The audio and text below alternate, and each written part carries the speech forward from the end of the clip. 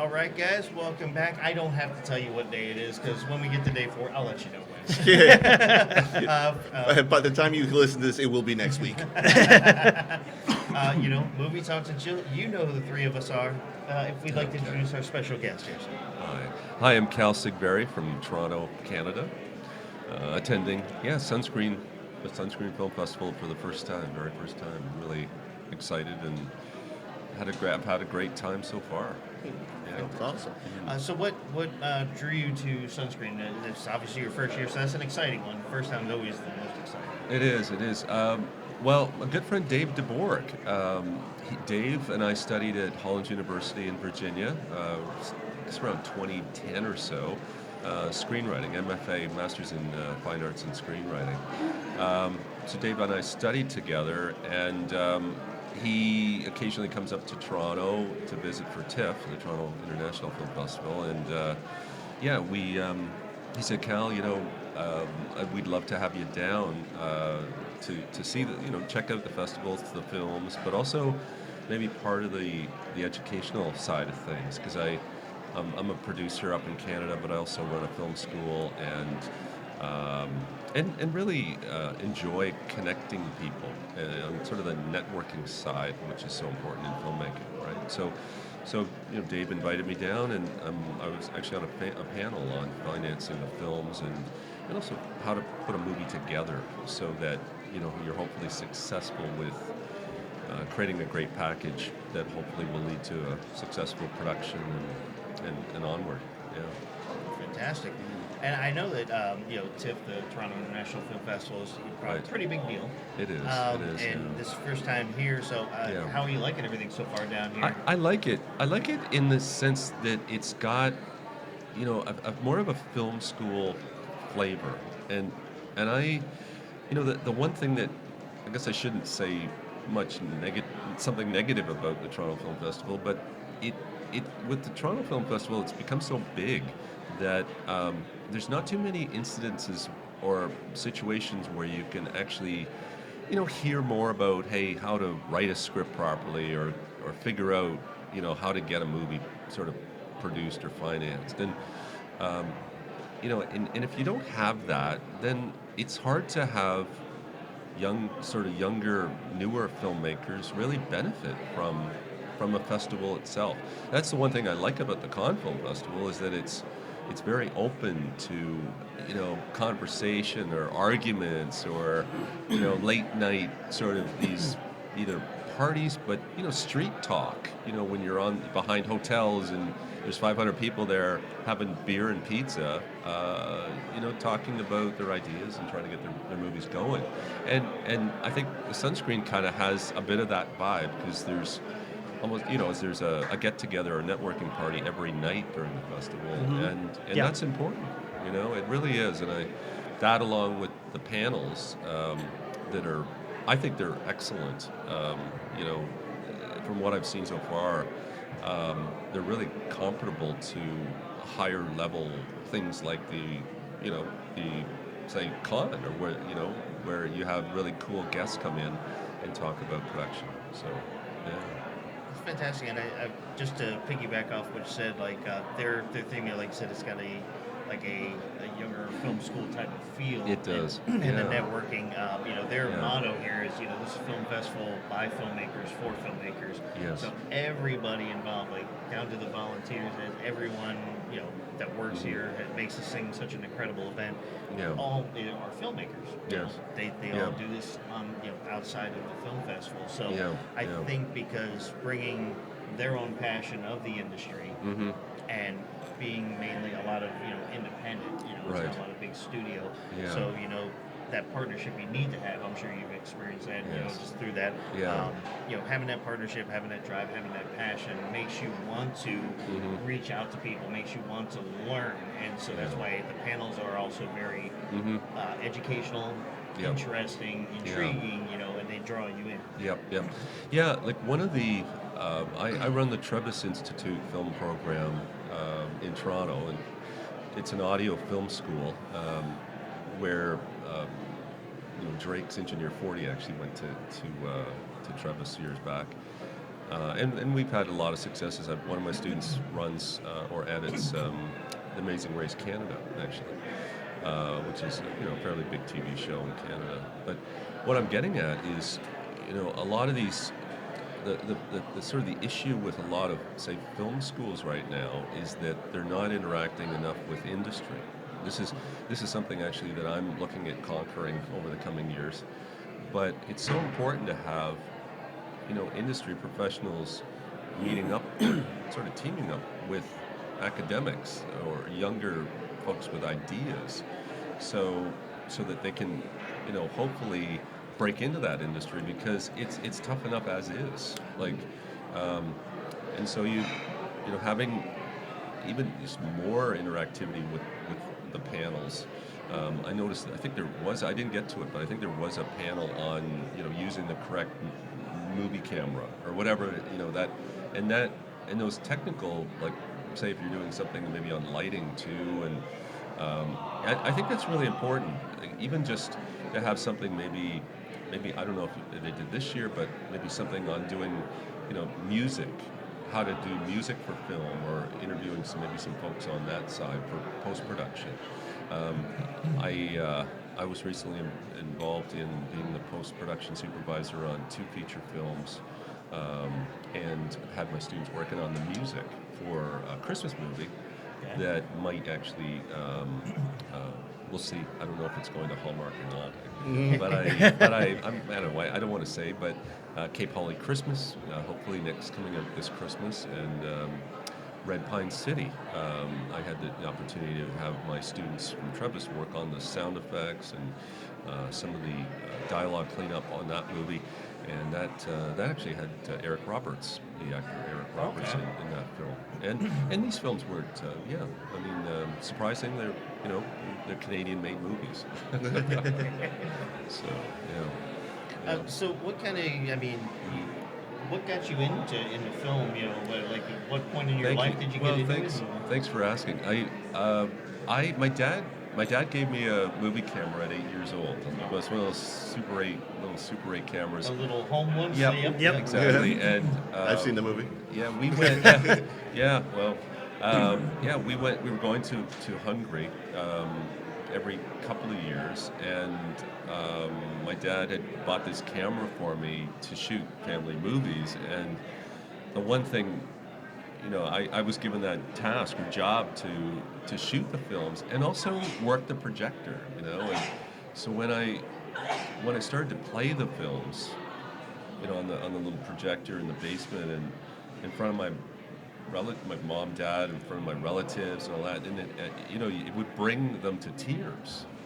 And I thought, wow, this medium is so powerful. Mm-hmm. And here I am, like 8 or 9 years old, shooting movies. And so at 10, I bought this little the little splicer, an editing machine, little viewer, and all that sort of thing. And I started to shoot little movies with my sister. I mentioned my sister and my little brother.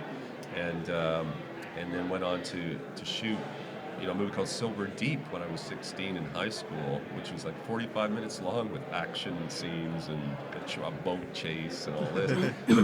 but those portfolio pieces are really important when you're trying to get into a good. At the time, York University Film School was 3,000 applicants for 200 spots or something. So it was tough to get into a film school when I went to school. So you really, and it is still like this in some ways when you're trying to get into the best film school that you can. Hence the reason why making or creating that good portfolio is so important when you're trying to get into a good school. And maybe you might have come across this as well, but we've talked about how throughout the years technology's made it easier to get into, maybe not to do make a film, but it's been easier to actually get in that medium. Like editing software is a lot cheaper now and more readily available. Sometimes free. You can get a basic level one that you can just download. And on your phone, I use a free one you have when I have to edit phones the that videos shoot in on 4K cameras. So it's pretty good. Like how the technology advancement has helped that. I think. It's there are advantages with the new technology, but and I don't mean to be a Debbie Downer when I say this, but we all still have to make sure though that story is first. Exactly. And if you've got a story that you really want to tell, and let that story kind of drive the passion behind what you want. If you want to be a storyteller, then go for it. Try and shoot it with the best camera you can or gear, and really I think there's the problem I find with that leaning on the technology to say, oh well, I can shoot it like this, and oh hey, we didn't get it right, we can shoot it again and get all these 5 takes, 10 takes. Well, let's concentrate on rehearsing it and get the scene in the shot so that we can just roll the camera and we can capture the magic. Because rolling camera, let's roll, and you're there to capture the moment. Sometimes I find that some of the the newer filmmakers, some of them will think, oh well, hey, let's just roll it and see what happens, and then we'll hopefully get the shot that's great, or find it in the editing room. I'll tell you, it doesn't work that way. Like if you don't get the magic right there and then when you're putting it all together and pushing everyone to the max, then you're gonna miss out. It's sort of like that idea of hey, buying an instant coffee versus some really nice coffee with some really good beans. Right. I know I'm an older guy. I mean that's what I kind of, but I compare. I mean, I talk about that at the film school too. It's sort of like, guys, like let's get the coffee with the real beans, not the freeze-dried. All the filmmakers we speak to, they hate the phrase "we'll fix it in post." Like we got to do it on set. If we have to do it 30 different times, there is no real fixing it in post. No, I know.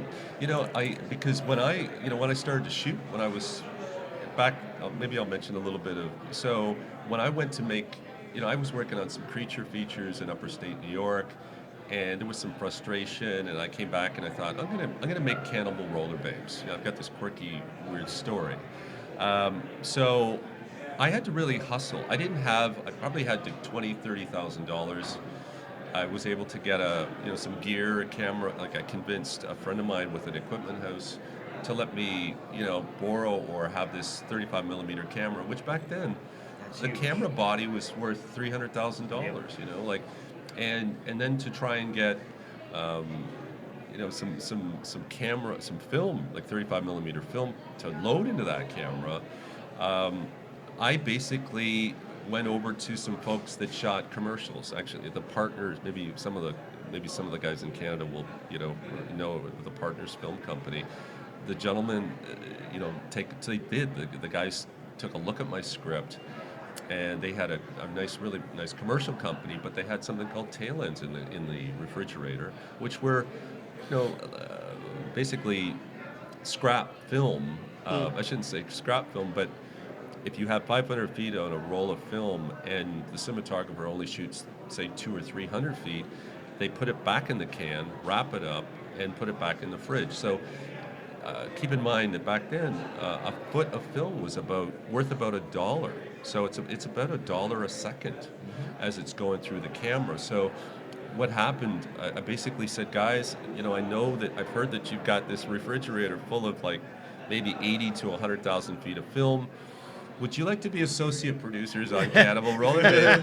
And I'll never forget it. And they said yes to me, and I backed the old Audi up in the bay in the back of their company, and these guys loaded my car up with 35 millimeter film. At that time, I said, guys, we're making a movie. And so I shot Cannibal Roller Babes. I went to the American film market with it in around 1996, and there wasn't any stars in it. However, 6 months to a year later, Howard Stern actually started talking about my movie one day on his talk show. And not to say that he said anything, I don't think he thought that it was a strange film, but he had seen it somehow. I honestly don't really know how he got a copy of it at the time. I mean, he's Howard Stern. Yeah, right. But then he said, yeah. And what happened was back then too. His radio show was across North America. I got a call from Tammy over at Tapeworm Video in Los Angeles, who said, "Well, Cal, we've heard about your movie. We'd love to distribute your film." That changed my life. Wow. It changed my life, guys. Like after that, I got a call from some folks in Europe. I was flying over to Europe to put together my next, project. Became Solid Cover with Shane Miner, Mr. USA, and but it triggered. You almost sort of need a bit of that 15 minutes of fame in order to kind of sort of say that I am, I'm here. I'm ready to kind of make movies. Yeah. Because otherwise it's tough, as everyone knows, And so Howard Stern never reached out to you prior. He just happened to see this and was just talking about it. Yeah. See, so sometimes it's just those little coincidences. Well, I think he knew. Frankly, I think he may have known the actress Lisa Hugh, who was in the film. So I think there was a connection there. Okay. But it was amazing because here I get a call from Randy at my film lab in Hollywood.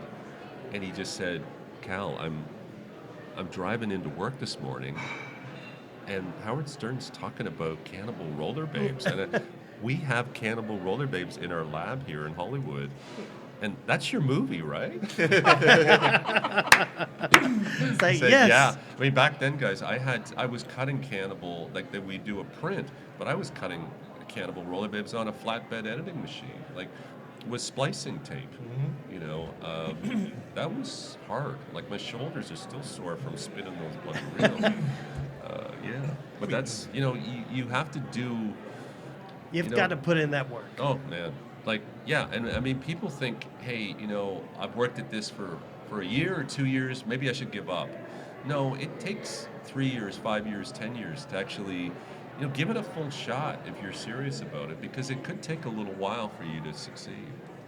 Oh, absolutely. Yeah. And they say because you had made this movie, so you had done all the preparation. And when I say preparation, I just mean costumes, make it and getting it ready, and you put it out there. So that's preparing. And there's an old saying, the term luck is when preparation meets opportunity. Yeah, that's great. So you had the preparation. Really, you were ready for someone to notice it if it got noticed. Yeah. And then the opportunity came about, and it kind of worked out all together. So that's awesome. Yeah. No, thank you. And it was one of the things that I do want to mention, though, and I talked about this in the panel today, was making sure that you surround yourself with a good team of people.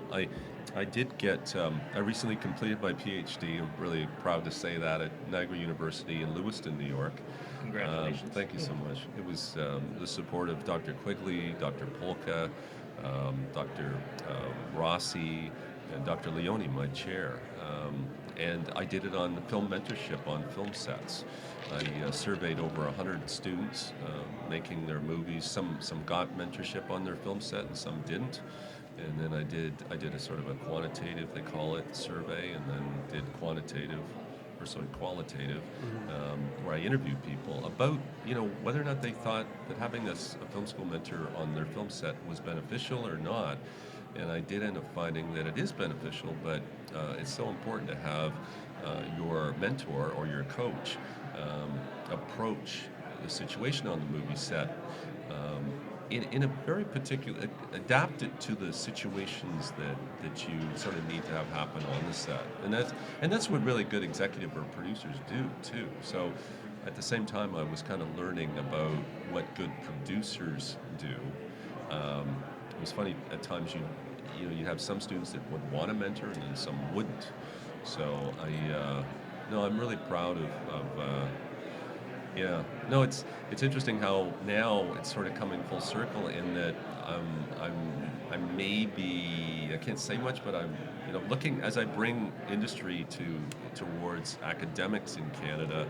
I'm really looking to kind of break the mold so that I have got more students actually working on real feature films, not just student films, and that's one thing too. You never know. I don't know. Maybe I can bring that to Florida. I don't know, but knowing Dave DeBorg here, in meeting, I've met some really incredible people already, it'd be fun to bring more films to Florida. Really. And so, funny you mention that. So, the previous film commissioner had started the initiative, who's actually the guy who created the Sunscreen Film Festival, Mr. Tony Armour. He, was still in the film industry. He went to become the film commissioner in Dallas, and then he's back here. He's worked for another company. He's still in the film, but what he created an initiative for back when he was still doing it, and it's still going on, is that the Florida Film Commission is basically creating like rebates. Right. Or so basically, if you come and film your movie in Florida, as long as you do that, you go through them and you let them know, hey, we're filming our movie, or even a part of our movie in Florida. Yeah. Okay, let's say it's $100,000 film or whatever the number is. Yes. You may automatically. I don't know what the number is. Let's just say 5%. Let's just throw that number out. Do not quote me on that, anybody. You have to talk to the commission. But they'll give you a 5% or a 10% rebate for filming. So, like as we all know, a lot of films, especially indie films, may not make money right now, or for a long time, or they may get lucky. There are some that it just happens. But that, okay, if I spent this much and I film in Florida, I know I'm at least recouping this much money, and that may go to, okay, now I have a little bit more for marketing or for film festivals or promotion. So just when you said bringing more to Florida, they're trying to promote more and more film here, and they're trying to give financial incentives to do so. Yes. And I think that's wonderful. Especially since the first time when we talked with Mr. Armour, he said the reason why everyone films in Georgia is because they get tax breaks, a massive amount, and Florida's legislature just will not do that So Tony's like, all right, fine, screw you, I'll do it. Well, it's something to work on. Like, it could be a project where because there are Canadian co-productions with American producers where some of the movies shot in the States and then some of it is shot in Canada, and Europe is doing a lot of that, a lot of co-productions, and it should be something that it should be or could be looked into. Definitely. It's I know Netflix does a lot of co-productions with Canada. Yep. Oh yeah. But I think there are so many things that Florida can offer, especially. I'm Canadian. There's things here that you just can't find up north in Canada, and also just the culture and the incredible vibe that's here. And a diverse culture, a diverse vibe too. Like very much so. Yeah, and I think that should be something that you should be showing off to the world, and in the way you can do that is usually through film. And some cool, fun ideas too, story ideas that could be generated out of this area. It would be fun. We need some better. I don't want to sort of get into. We need some better films for families to watch. And I think that there is a. I should mention too the vibe I'm getting. I don't know if your listeners would know much about this, but in the 60s there was a time that they towards the tail end of the 60s that they called the old Hollywood, where the old Hollywood system was kind of dying. Like, people weren't really going to those big studio films, or they weren't as successful as they would hoped.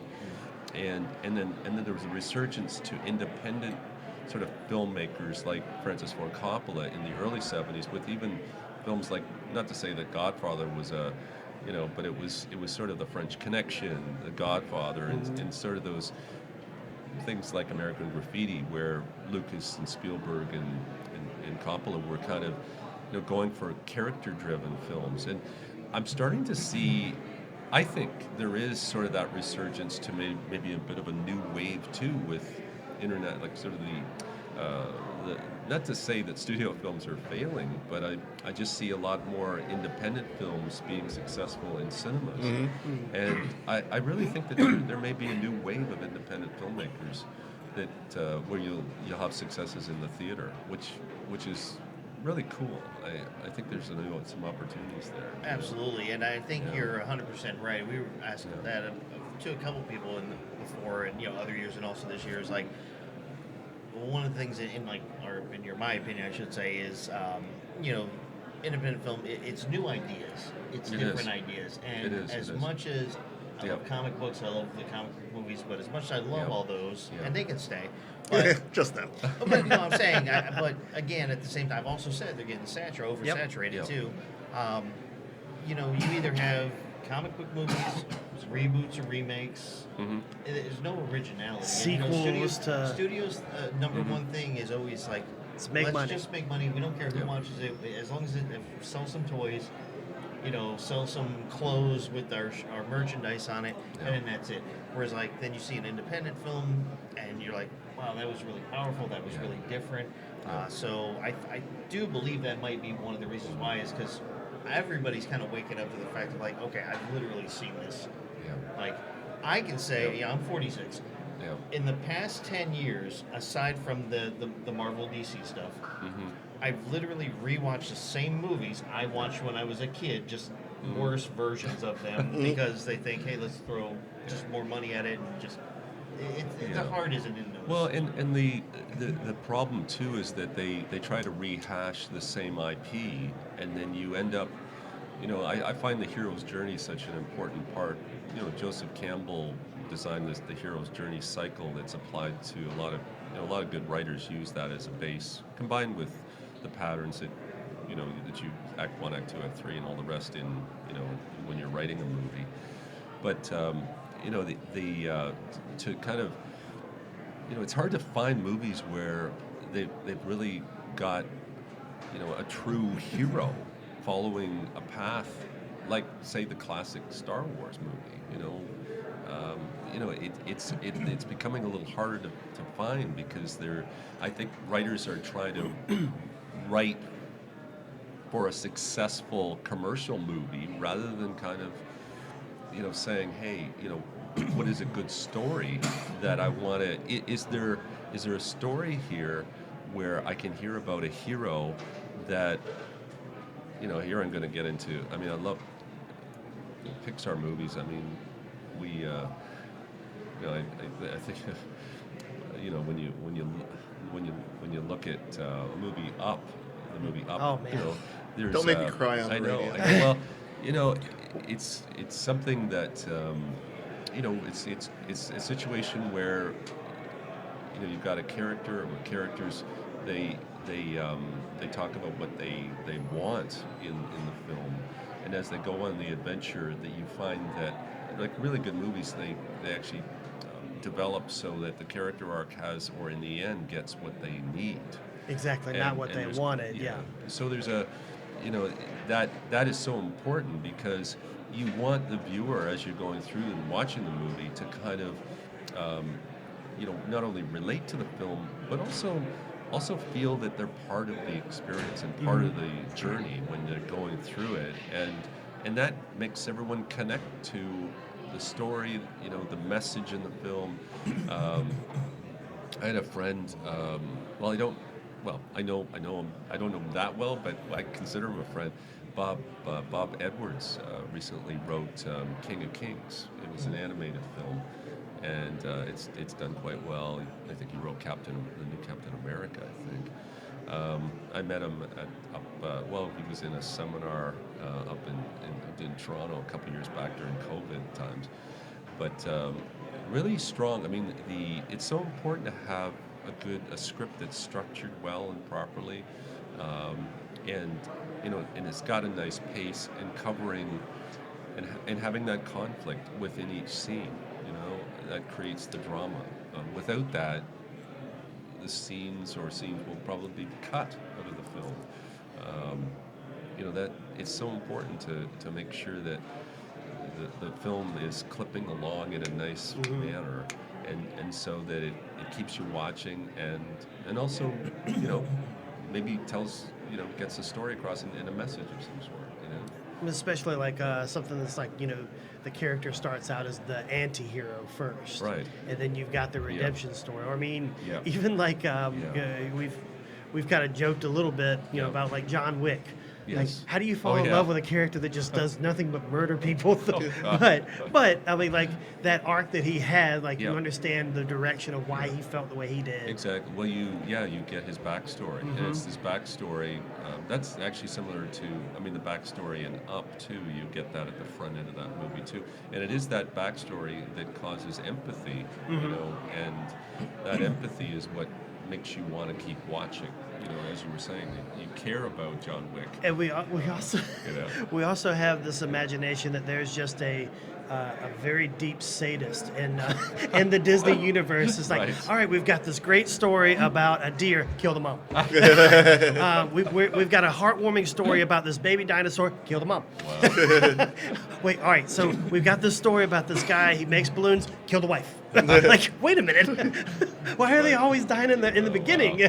Motivation. Before I forget, my students, some of my students, David Finley, and some of the crew in Toronto. Before I went to New Zealand for a month, by the way, around Christmas time. But before then, we started a podcast. I helped them put together a podcast called The Game Breakers.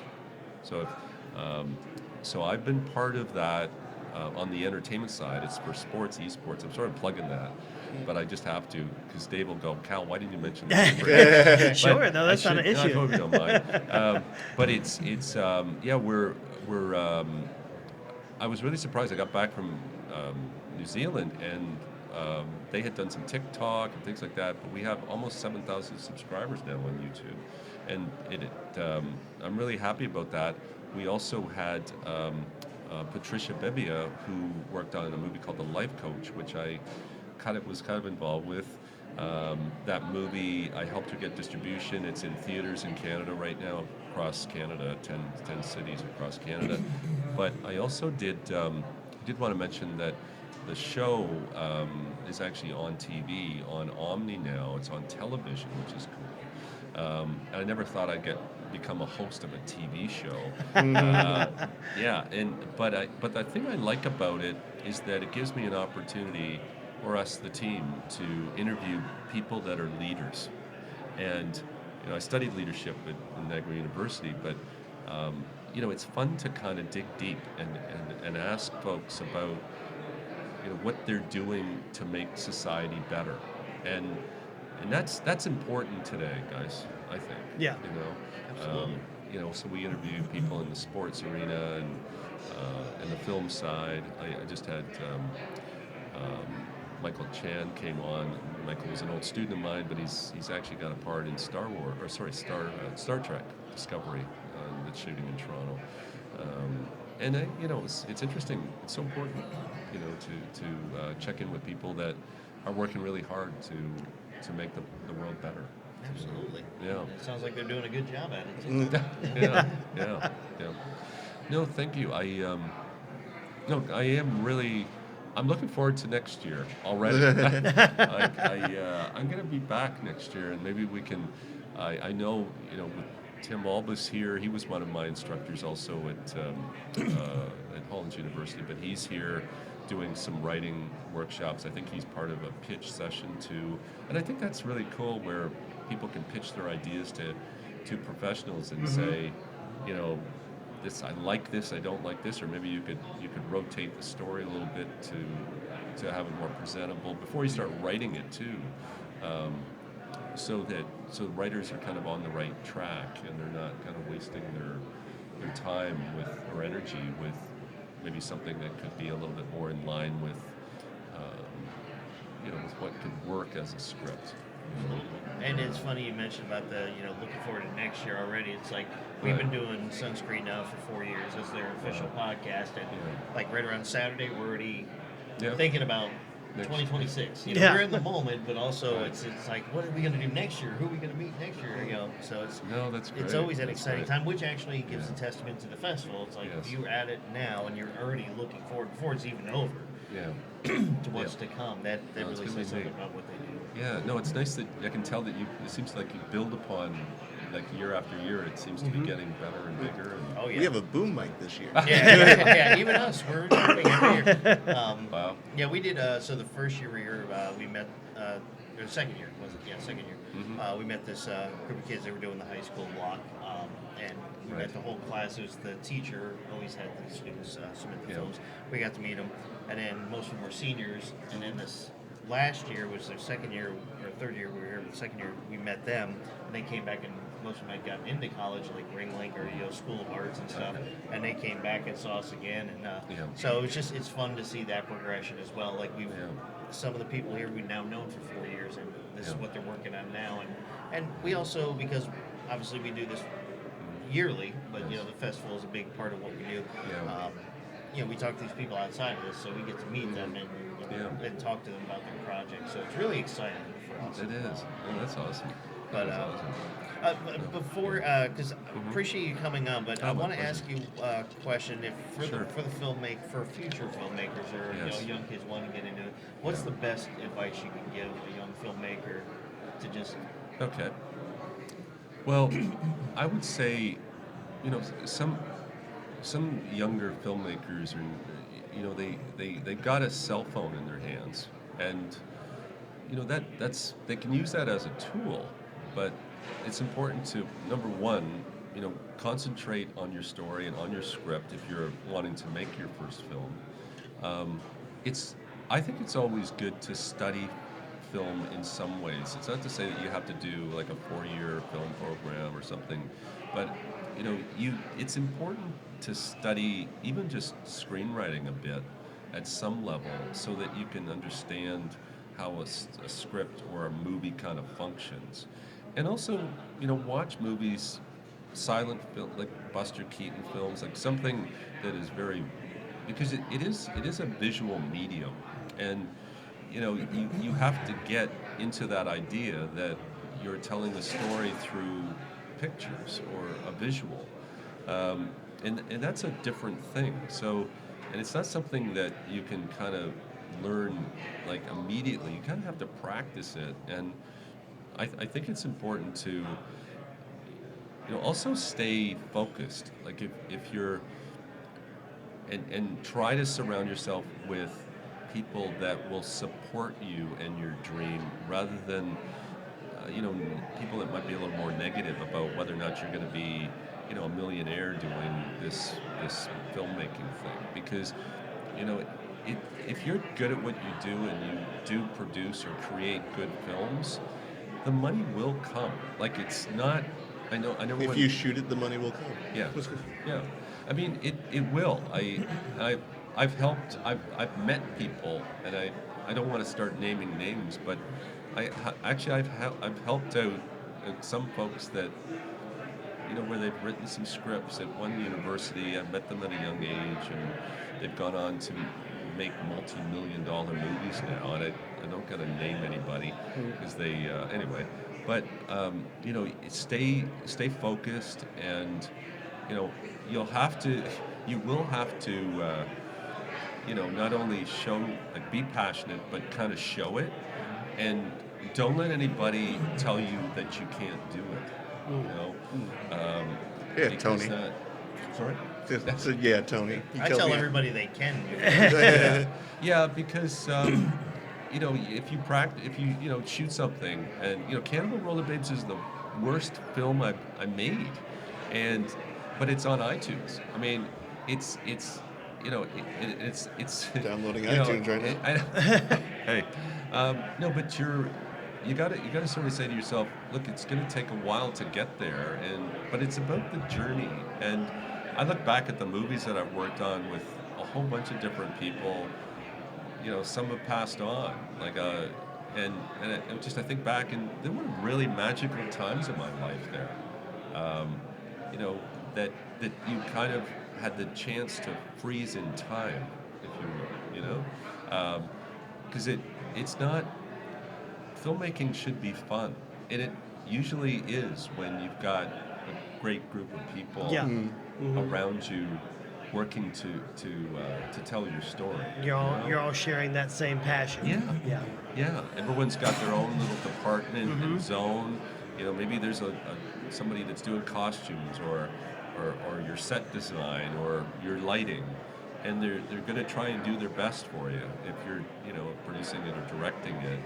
and you know, you have to kind of be thankful to those folks, because you know, it's not about money. It's about the fact that they're committed to helping you achieve your vision.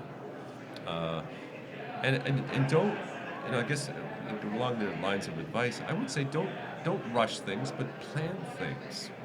You know, so you know, it's not about your phone or your cell phone thinking, oh well, I'm going to go and make this movie by myself because I can't find anybody to help me. Well, no, go out there, network, chat with people, you know, find your clique, and go and make your movie together with a little team, and then you'll have fun, and then you'll want to do it again. You know, it can be a lot of fun. So that's just Cal's advice for Hey, the that's, hey, you know, you've proven the model works. Dr. Cal, by the way. Yeah, thank you. Well, thank you for saying that. Yeah, I am getting teased about the Dr. Cal thing up north now. Right. I graduate on May 18th. I'm going to be walking at the celebration in Lewiston, in New York. Well, happy early Yes. congratulations. Yeah, thanks so much. Thank you. Awesome. Awesome, man. Well, Cal, thank you pleasure. so much for joining us.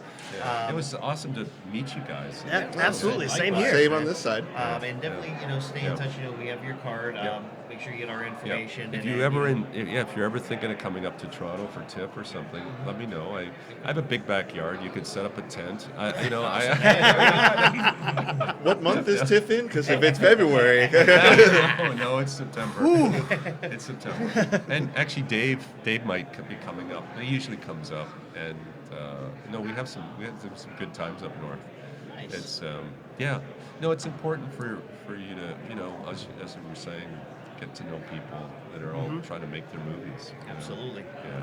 And that's what we say, you know, we love being a part of, like, talking to people and help celebrate their vision. That's like our motto with the Sunscreen Film Festival. So, again, thank you so much. My For you, pleasure. the viewers out there, continuation day. What is it, Patrick? 3. All right, there you go. Hey, we got another one right. He got it. But I got there in the end. So we have more for you guys later on, more weekend to go, but we will continue. But until then, for Movie Talks and Chill, you already know who we are. Please. Oh, Kalman Szegvary. Yeah. I don't know. Do you want me to give you my email address? Absolutely, go ahead. My email is wildfirepictures@yahoo.com. You can tell I'm an older guy with that address. No, pleasure. Thanks so much, guys. Thank you. Thank you. All right, guys, take care. All right, everybody, welcome back to Movie Talks and Chill, continuation of day 4. I got a couple of interviews left here. You know who we are. We're Movie Talks and Chill. Who's our special guest? So if you wouldn't mind introducing yourself, sir. Coley, All right, All Coley. And what brings you to Sunscreen? a movie. All right, then. So It's going to be easy. What movie is that? What's the name of the movie? Jebus. Jebus. What's Jebus about? I made it.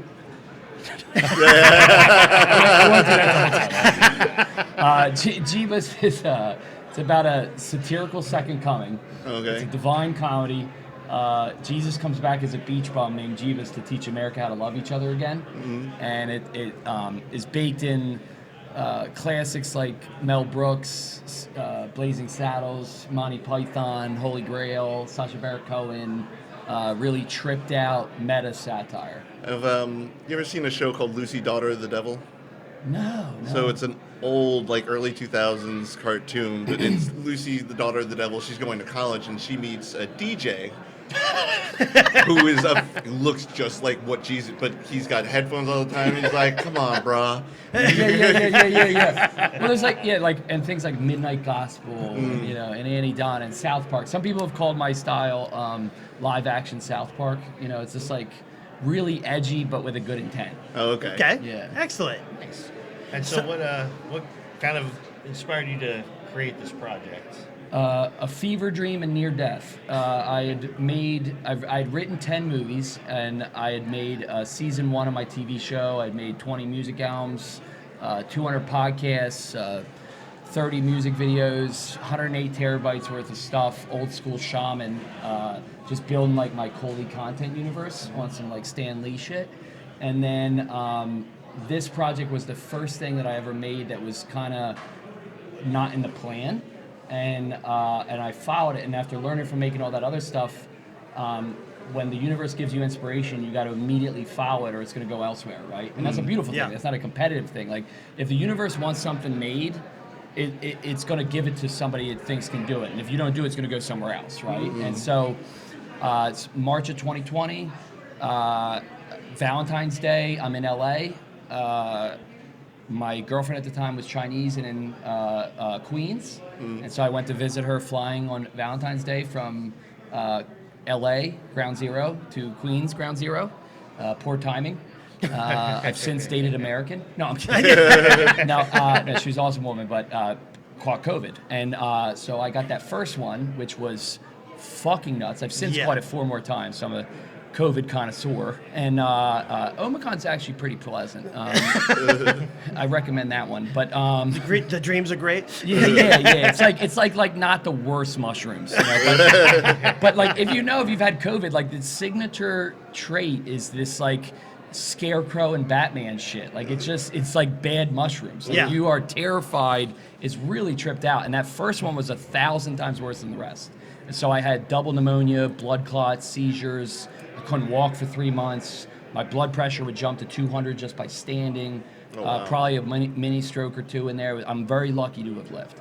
And I was more of a meditator, Taoist. I liked studying all sorts of world religions and Joseph Campbell, Power Myth stuff. And then you get that COVID, you kind of start praying. You know, it's like, as the great 50 Cent says, you know, gangsters get religious when they start bleeding. You know, right? You know, it was that. And I, like a Philadelphian where I'm from, I had, you know, it was like I'm bartering. You know, I'm like, look, dude, or quantum dude, you know, you definitely don't have a dick. Trans, God's trans, if you will. But you're like, and people would say that's super provocative. What I just said, it's like it's definitely more accurate than a biological male. There's no way God's a biological male. It's an entity that you can't, you know, it doesn't exist on this plane. It's trans. It's quantum trans. Like it's as trans as it gets. You know, it's transient. It is. I don't know, but it's the space cloud from Futurama. It's fucking the Cheerios in the sky. I don't know, but so I fucking I'm twitching, you know, every day, extreme pain, and I'm like, look, man. Or dude, whatever. I have had a great life. I've been luckier than most, and you know, if you took me now, fair enough. You know, for me, as far as what my nut out of this was. But if you let me stay, the rest is yours. Because I'm with house money at that point. I mean, I really probably should have died, like for real. Like I was meditating 10 hours a day. I was dating a Russian doctor. Who gave me all these off-label prescriptions, and that might have been the difference. You know, I'm really lucky. I eked it out.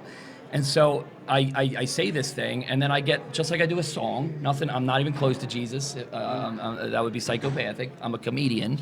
But as you know, as artists, ideas do come from a shamanic place. I mean, whether it's a song or a podcast thought or an intuitive joke, you know? And so this first draft came to me in a voice memo. And then I moved to Gulfport, Florida, where my pop-up had bought a condo for $40,000. Imagine that. Yeah, right. Imagine that. Yeah. It was 1901, right? Imagine that. You could get a condo for $40,000. You could feed a family with one salary. Yeah. You know, and you know, everyone's saying we need stronger families and more stable society, and I agree with that. We do. But throwing a Bible in that house ain't gonna fix it. You know, throw $5,000 extra a month. Yeah. You'll have a stable society. 100%. Okay, so I move into this funky 60s condo where they hadn't changed the furniture, you know, and I'm on the water and I walk into Gulfport and I end up casting and crewing the entire town. And all of a sudden I had 400 people. I split the equity with the cast and crew. I had every type of alien you can think of: Black, Latin, Native American, special ed. Max, the local homeless guy, is one of the wise men, and everybody was welcome. And I went from the worst thing that ever happened to me to the best thing that ever happened to me. And here I am today with a finished movie in utter gratitude to Gulfport. No other town in the world would say yes to that idea. So is this your one and only film festival, or are you premiering? We got rejected from every other one. Yeah, and I like that. I like that. Yeah. We did a premiere yesterday, and I started with a performance of Love Is My Religion with Project Free, Solar Flare. It's like a special ed rock band, artists with disabilities. And we performed our song, which I put on the soundtrack, and then we premiered the movie. And even in that loving environment where people were laughing hilariously the whole time, we had 3 or 4 people leave. Oh, really? Yeah. Which is good. Which is You good. did And jump. but this is what I tell them. A satirist is just a mirror. So if you're offended at our movie, I say I made it because where this country's at is highly offensive. If you're not offended by where the country's at, it's disgusting with some of the stuff going on. We got to change. We got to get better. And so I made this movie, and it's the nicest thing I can do. I believe in peaceful revolution, happy revolution. That's why my company's called Revel, revolutionary. And so when they go, this is offensive, it's like, it's better than burning your houses down, And while it might be deserved, you could create a utilitarian argument for it unethically. It's still not a good idea to eat the rich. They probably taste like shit.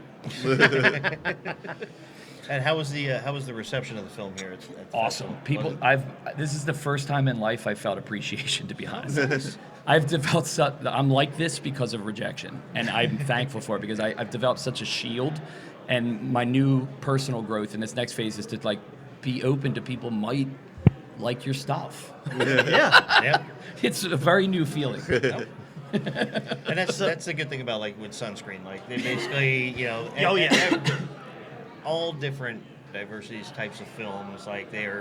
They want to see everything. So and they're welcoming everybody's point of view. God bless Sunscreen. Yeah. There's a reason Salvador Dali was here. Yeah, absolutely. No other town in the world would have got behind me the way this thing was, and it's almost like we're all in on the meta absurdism. Even the people participating at the commercial and organizational level, right? It's like Sunscreen. It sounds like Sundance, but it's a Beach Bum Jesus movie. I was hoping I could win just because I could put all the laurels, but it's Sunscreen, right? Right. But I actually didn't even go to the award ceremony because I was hanging out with my special friends. It was after the party, we all got, we just had fun, and then we showed up the last 20 minutes, and awards don't care. I want to make it very successful so that everybody on the cast and crew can get a house. Yeah. It sounds grandiose, but I did just play Jesus. That's worse. I gave 49% of the equity away, right? And so say it's Napoleon Dynamite, and we make $100 million. It's got that cult classic thing. People tell me this all the time, and I don't say this about all my shit. Again, 20 years, no one cares. So I got lucky on this, but. Say it's that would be $49 million flowing through the local Gulfport economy. Yeah. After the hurricane. And that's what we were talking with earlier is that they own a piece of it. They own it for life. Yeah. And if it's an evergreen like Big Lebowski, in 2042, the Jebus movie could cover a budget shortfall in town and the tax base. It's like I can't turn water to wine, but I might be able to cover the Could utility help them bill. recover after another hurricane that comes in. That's what I'm saying. Yeah. So this is where business is art too, and we're trying to walk the talk. All this. So it's not only are we putting purpose-driven, what we call enlightainment in the movie, not only are we talking about punk rock shit in the movie, we're walking it in real life with the business. We try to socially activate people from the movie to continue. I know for a fact this process bore 10 other movie communities. And not in that stupid competitive way people are, Right. where they're like, you got my idea and you ran with it. I'm like, God bless, that's the whole point. So there's other people who are like, yo, Coley found a way to do this without money and put people together. Now, the movie did end up costing about $400,000 still, but that was the hard cost. I put that up. But everybody worked for back end. Except for Judas, but He's You always needed been those hard work. 30 silver. He got his up front. yeah, but Walter's the man. Thank you very much, Walter. He utterly fucking killed it, and I wouldn't want to play Judas either. So you got to get the money. I hear you. And he made it his own. He did. He made it its own. He ended up creating this thing where it's like a two-sidism guy, but he's also anti-capitalist. It was a really cool thing. And we got these. It was all these local. We're like, oh, you're good at logistics, you're a producer. You're good at style, you're a stylist. You're funny, you're whatever. And then we got a couple big people by accident. Wayne Diamond, who's in Uncut Gems, Oh, wow. Adam Sandler's movie. We got Rodney Norman, who blew up on TikTok. He's got millions of followers, and he plays God. We got Walter, who's got millions of followers. He's like a liberal activist in New York. We got Siobhan, local superstar rock star who sings at the Tampa Bay games.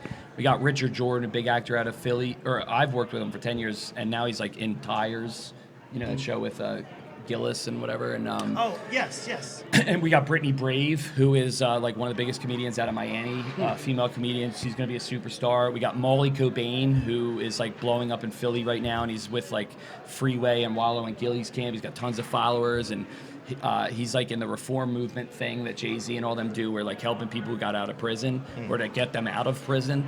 And he got out of prison, I think it was like 2015 or 16, and had a life coach, not the $99 a month kind, a friend. And we and his first skit, I put him in. And then he blew up. So I'm calling these people based on charisma. And I think it's going to be one of the movies. Like, there's a movie from the 80s that's called something like Hot American Summer or something. Hot American Summer. Yeah, and there's like all these superstars like Paul Rudd. And but it's all before they were famous. Right. And it's like, how did they all get there? I think it's going to be one of those where people are going to look back 10 years from now and be like, whoa. That's definitely one of my favorite cult classics too. Yeah, it's like, so we got something going with it. And, fucking grateful as shit. It's lucky. But. So right now it's going through the film festival circuit. Is there here this circuit? Here. It went through here. Eventually, where can anyone else see it? You can get it at jebusmovie.com. We're doing a direct-to-consumer model first, so we're super indie. But we plan for massive success, and one day we'll license it to Netflix, Amazon, whatever, like an arms dealer, like Sony did, instead of making the pipes. But for now, we want to build up our clout so we know our value. Like when they do come calling, I'm not going to give it to them for cost plus. I'm going to be like, we need 100 M's. And I'll be like, look, you make IP movies, right? Make IP movies, right? Well, who's more famous than every Marvel superhero of all time combined? Jehovah, Jesus. And also I was in LA for 2 years and got a massive chip on my shoulder from it. You come out there and you're like, we could help the election. It's a purpose-driven movie. It's a comedy. And they're like, you got any serial killer movies? You're like, we're looking for like, it's Scream 7, but it's got a Transformer arm and there's a teddy bear that stabs. And you're like, what? Hear me out, Fast and the Furious in space. Yeah. Played by all Mexicans. It's different. It's different. And you're like, what? And that's actually kind of more insulting. I don't know. But no, but God bless St. Pete. God bless St. Pete. Yep. Sunscreen has always been good. We've been fortunate enough to be with them for 4 years now. It's our 4th year here doing this and getting to meet all the people, and it's always a fun time. Getting to meet all different types of people with all different types of movies. And let me shout out, thank you to the St. Pete Film Commission, Tony Armour, Lisa, everybody who helped, Gulfport Police, the Gulfport City Council. No other, I always say, in New York, I come with this idea, they go, what's in it for me? LA, they'd go, I love it, and you never hear from them again. Yep. Philly, they would have robbed you by now, but you like the guy. And that's me before, my turn. My what do they call that? Born again? Yes, born again. But Gulfport St. Pete was like, it's for purpose, we're in. Yep. They are what LA says they are. You go to Gulfport, Florida, you will see real dirty hippies with the best souls on earth. Absolutely. And it's going to be like Walt Disney World, but without animatronics. You see all the superheroes in my movie, they're doing the same shit there. Go to Gulfport, you'll see Max walking around, triple fist and cigs, spitting gems. And Tony and all them, they put up money, they helped us. We had a meeting with the head of city council, mayor's office, the police, fire department, and I literally said to them, we're going to have a really big riot scene that culminates in me getting crucified on a 15-foot cross in the middle of downtown, and then there's going to be a mass shooting that saves Jesus. Sorry, I gave away the end. Spoiler alert, spoiler alert, put the spoiler alert. And they were like, awesome. That doesn't happen anywhere. Where do we sign? Yeah, and then the cops showed up as our security. We had 12 cops as the security. I was like, nowhere on earth would this have worked. Only in St. Petersburg. Only St. Petersburg, Florida. Yeah. Yes. Yeah. That one go a little different. We all would be missing. And let me say on that, patriotism. We should all be patriotic about our country. It's amazing for the exact reason that punk rock's awesome. You're allowed to throw a middle finger at it. That's the whole idea.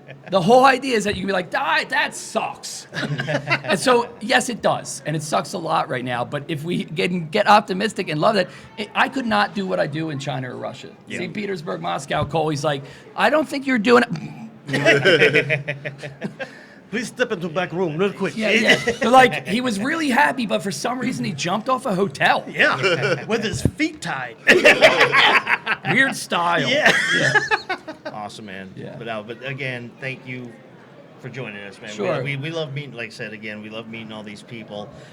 Just get everything. I'm so glad you got a great response here. Yeah, dude. Excited that you were able to make your film. Yeah.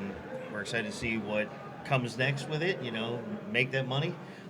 Get that thing out there. And we'll be rinsing and repeating. So if anybody wants to get involved, come sign up for our mailing list. Reach out. We're very accessible. What would Jebus do? So I'll hit you back. We're casting. We're crewing. Yep. You got a funky skill. You're weird. You're fucked up. Come. We're bringing the '60s back, and I appreciate y'all so much. Love y'all. Thank you so guys. much. And so we'll also keep in contact, and then that way, if there's any updates on like what happens with the movie next, we'll be happy to reshare that. Coley's in prison somewhere because of something. There you go. Yeah, help me get out, please. Live from San Quentin. Coley's a sea cot. Like, you can't make a case that this is an immigrant. You can't. We finally got him, guys.